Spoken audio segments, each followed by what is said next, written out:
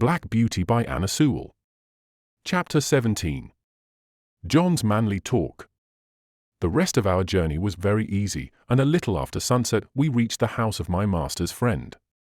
We were taken into a clean, snug stable. There was a kind coachman who made us very comfortable, and who seemed to think a good deal of James when he heard about the fire.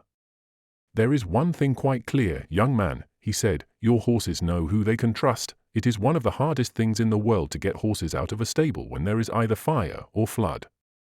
I don't know why they won't come out, but they won't, not 1 in 20.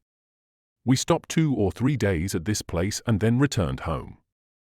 All went well on the journey. We were glad to be in our own stable again, and John was equally glad to see us.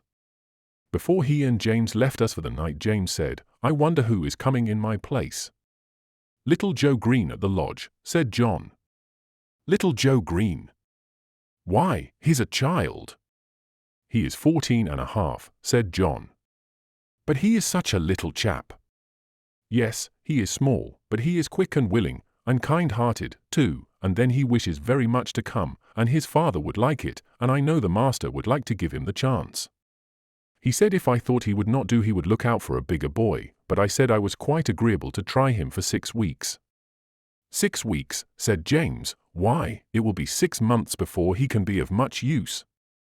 "It will make you a deal of work, John." "Well," said John with a laugh, "work and I are very good friends. I never was afraid of work yet." "You are a very good man," said James. "I wish I may ever be like you." "I don't often speak of myself," said John, "but as you are going away from us out into the world to shift for yourself, I'll just tell you how I look on these things. I was just as old as Joseph when my father and mother died of the fever within 10 days of each other, and left me and my crippled sister Nellie alone in the world, without a relation that we could look to for help. I was a farmer's boy, not earning enough to keep myself, much less both of us, and she must have gone to the workhouse but for our mistress. Nellie calls her angel, and she has good right to do so. She went and hired a room for her with old widow Mallet, and she gave her knitting and needlework when she was able to do it, and when she was ill she sent her dinners and many nice, comfortable things, and was like a mother to her. Then the master he took me into the stable under old Norman, the coachman that was then. I had my food at the house and my bed in the loft, and a suit of clothes, and 3 shillings a week, so that I could help Nellie. Then there was Norman. He might have turned round and said at his age he could not be troubled with a raw boy from the Ploughtail, but he was like a father to me, and took no end of pains with me. When the old man died some years after, I stepped into his place, and now of course I have top wages, and can lay by for a rainy day or a sunny day, as it may happen, and Nellie is as happy as a bird. So you see, James, I am not the man that should turn up his nose at a little boy and vex a good, kind master. No, no. I shall miss you very much, James, but we shall pull through, and there's nothing like doing a kindness when it is put in your way, and I am glad I can do it." "Then," said James, "you don't hold with that saying, 'Everybody look after himself, and take care of number one.'" "No, indeed," said John. "Where should I and Nellie have been if master and mistress and old Norman had only taken care of number one? Why, she in the workhouse and I hoeing turnips. Where would Black Beauty and Ginger have been if you had only thought of number one? Why, roasted to death. No, Jim, no. That is a selfish, heathenish saying, whoever uses it, and any man who thinks he has nothing to do but take care of number one, why, it's a pity but what he had been drowned like a puppy or a kitten before he got his eyes open. That's what I think," said John, with a very decided jerk of his head. James laughed at this, but there was a thickness in his voice when he said, "You have been my best friend except my mother. I hope you won't forget me."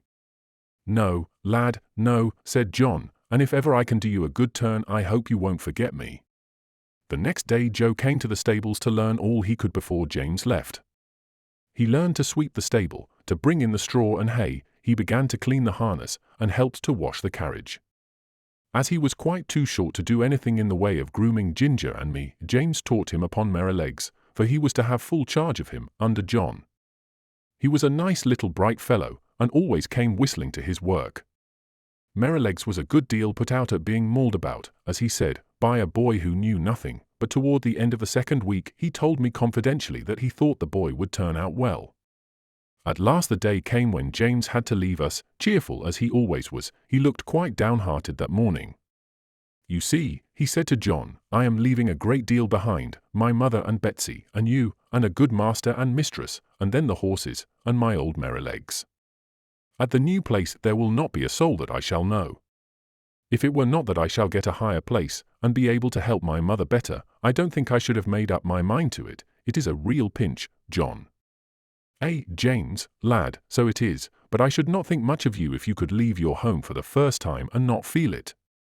Cheer up, you'll make friends there, and if you get on well, as I am sure you will, it will be a fine thing for your mother, and she will be proud enough that you have got into such a good place as that.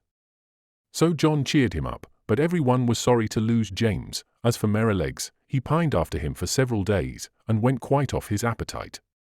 So John took him out several mornings with a leading rein, when he exercised me, and, trotting and galloping by my side, got up the little fellow's spirits again, and he was soon all right. Joe's father would often come in and give a little help, as he understood the work, and Joe took a great deal of pains to learn, and John was quite encouraged about him. End of chapter 17.